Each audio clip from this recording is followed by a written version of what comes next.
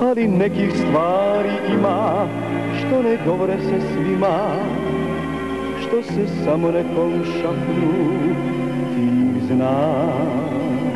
Ja sam počeo kao balavac, da ne kažem skoro, raditi tu reklamu za Vegetu.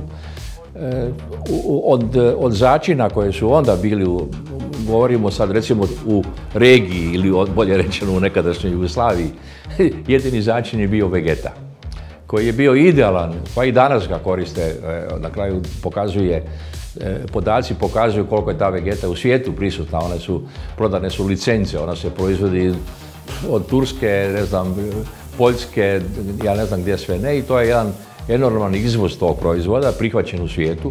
Čak od mene u Švicarskoj, gdje sam ja radio zadnje 24 godine, sam ga nalazio na policama renomiranih lanaca kao što je, ne znam, Migro ili Vilan i tako dalje. Ja, kad me neko pita da li ja koristim, naravno kako kuham kući neki čobanac ili nekako dobro varivo, to mi sigurno dođe kao jedna pomoć.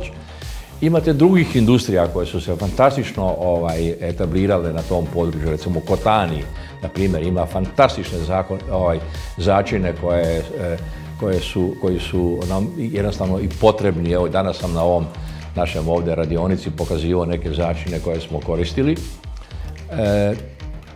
Dakle, ali ono što je bilo prije, za vrijeme Vegete, nismo ni znali šta je, ne znam, keri puder, šta je kurkuma, šta su neki azijatski začini, ali danas nam je sve dostupno. Dakle, tržište se otvorilo, ljudi puno putuju. Moja reklama, ja danas nekad u šali kažem, pa Jamie Oliver, koga svi znamo, se nije ni rodio. Dakle, Vegeta je bila pionir u tom 20 godina je ta emisija išla. Mi nismo bili samo ti koji smo pokazali tamo žlicu Vegete u nekakvo jelo koje smo pripremali, nego smo pokazali jedan lijepi stol.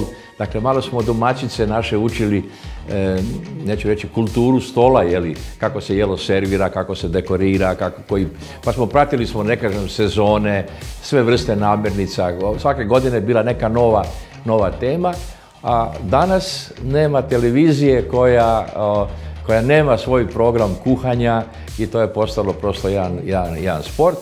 Imate emisija koje su fantastične, koje su vrlo edukativne, a imate, nažalost, po meni jako puno ovih zabavnih emisija ali su sa vrlo visokim brojem gledalaca.